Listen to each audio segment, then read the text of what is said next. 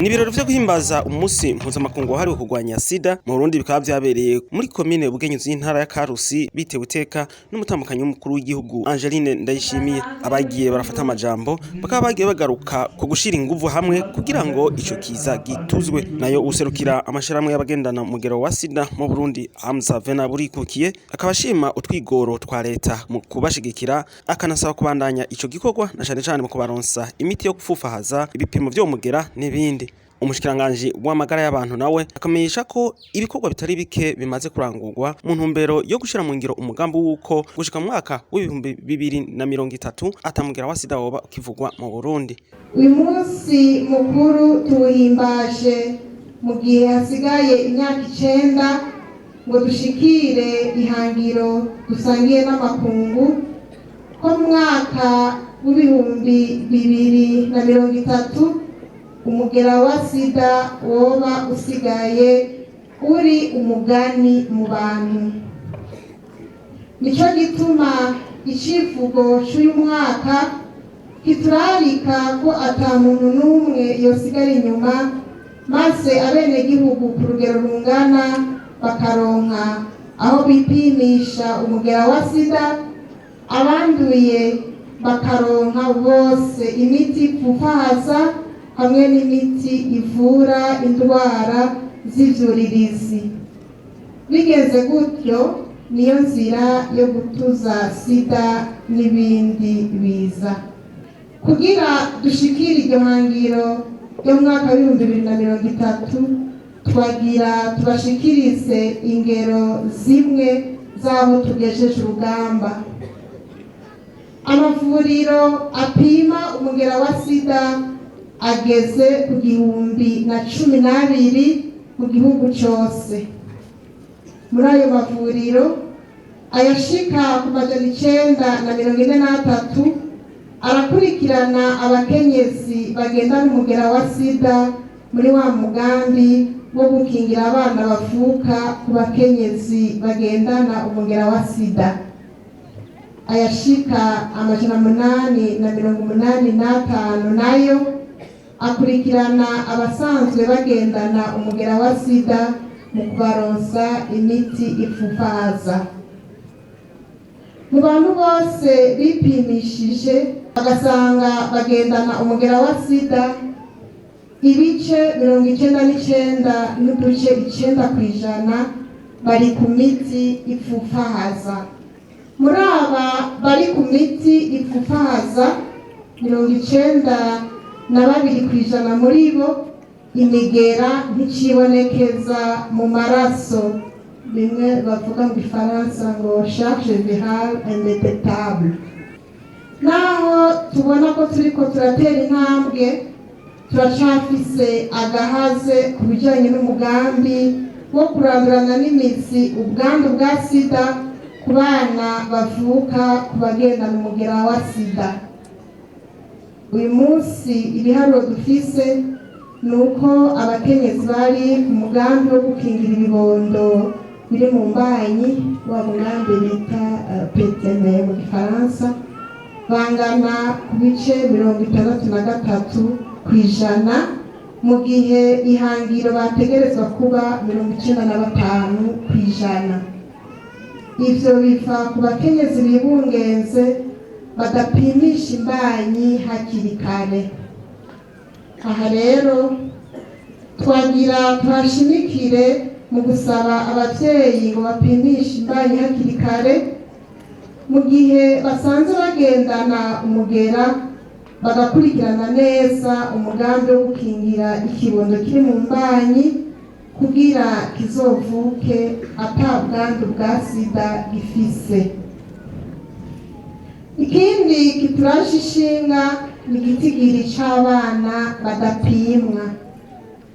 Muri bake bapimwa, abana baronswa imiti yo gupfufahaza bageze ku bice 30%, mu gihe 70% muri abo bana baba aribo bafise ibipimo vyerekana ko atamugera bafise mu maraso. Nayo mwijambo yashikirije ry'uwo munsi umutambukanyi w'umukuru w'igihugu Angeline Ndayishimiye akamenyesha ko naho ibitari bike bimaze gukorwa hacibonekeza intambamyi zijanye no gutuza uwo mugera. Naho tumaze gutera intambwe iboneka mu bijanye no kugwanya ikiza ruhonyanganda SIDA, hacibonekeza inyifato zitabereye zituma umugera wa SIDA ubandanya ukwiragira mu gihugu. Aha twovuga akaboregwe, kunywa ibiyaburamutwe, kurenga ibigo, gufata ku ngufu abakenyezi n'abigeme, tutibagiye n'abagabo ndetse n'imisore. Ivyo biracibonekeza ngaha mu gihugu cacu. Aho kandi turavuga na bamwe bitera inshinge z'ibiyaburamutwe. N'ivyo vyose bituma uwo mugera urandagata mu gihugu cacu. Nagomba twibukanye ko mu gihugu umugera wa SIDA wiraye, abenegihugu bagira amagara make, ntibabe bagishobora gukora ngo biteze imbere kandi bateze imbere imiryango yabo, tutibagiye n'igihugu kiba carabibarutse. Kubw'ivyo umwimbu uragabanuka mu gihugu, bigatuma iterambere ridashoboka.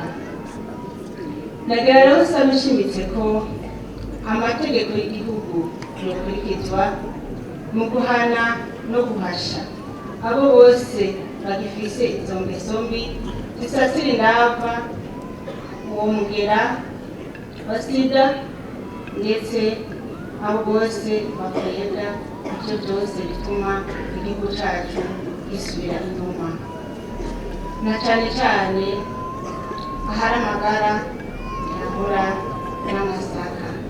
Nico gituma rero duhamagare umwe wese mu ruhara rwiwe kuvira hasi ico cose cotuma kidukwegera umugera wa SIDA, tukigwanirize hamwe. Nk'umuvyeyi simpengeshanya guha impanuro urwaruka kugira ntigwirekure, mwizigame mu nyifato nziza, na cane cane mu kwigumya. Abigeme bakizigama kugira ngo bashobore kwitegurira kazoza keza.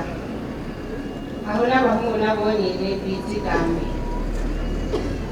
Aho kandi turahanura n'uwo wese yumva ko afise umugera wa SIDA ntabone ko kugwara ikiza SIDA ari uguhemuka, ngo aca kwigira mu kinyegero yinyegeze ariho gufata n'imiti.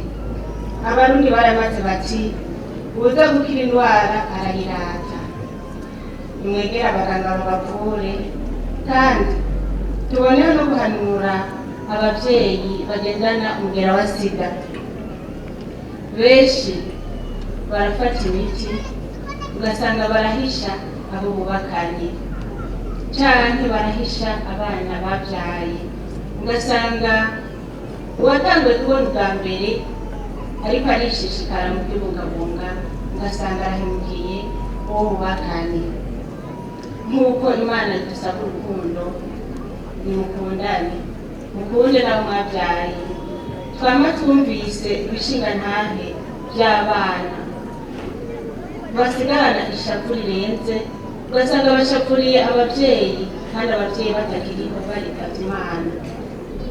Ugasanga umwana yaragwaye arashika kure kandi ari kubaho neza, afise amagara meza kandi ayagayaga. Aho rero tubahamagariye no kwipimisha, abarundi bose bipimishe kugira ngo bamenye amagara yabo ingene ameze. Tumaze kumenya uko amagara ameze, nivyo bizodufasha gushika kuri iryo hangiro twihaye. Waruka, nimwirinde ibiyabiramutwe mubite nk'akanuka. Ibiyabiramutwe nivyo vyica umunezero uri muri vyo, ahubwo bibakwegera mu ngeso mbi nyinshi, nk'ubusuma, kutumvira abavyeyi, guheba amashure, tutibagiye ubuhumbu bushobora gutuma mwandura ico kiza ruhonyanganda SIDA. aho kuja mu gakuku mu marigara nimuje mu mashirahamwe mwiteze imbere kandi muteze imbere n'igihugu cabibarutse. Twagomba kandi tubahanure dushimitse ngo mwirinde ubusambanyi bwo nzira y'amabi menshi. Utambiye umugera wa SIDA ushobora kwandura indwara zifatiye mu bihimba vy'irondoka, inda z'ishushu nazo nyene zidasigaye inyuma. Mwiyubare rero mutegure kazoza kanyu maze ejo muze mwiteze imbere mwongere natwe muduteze imbere. Yaba umushikiranganji w'amagara y'abantu ndetse n'umutambukanyi w'umukuru w'igihugu bakaba bahamagarira abarundi kubandanya bakurikiza ingingo zose zafashwe kugira ngo bikingire ikiza ca COVID-19. Muri ivyo birori kakaba kabaye n'akaryo ko gushikiriza imfashanyo abagendana umugera wa SIDA 100, imfashanyo igizwe n'ibifungurwa, ibitenge n'ibindi bikoresho vyo mu nzu vya nkenerwa.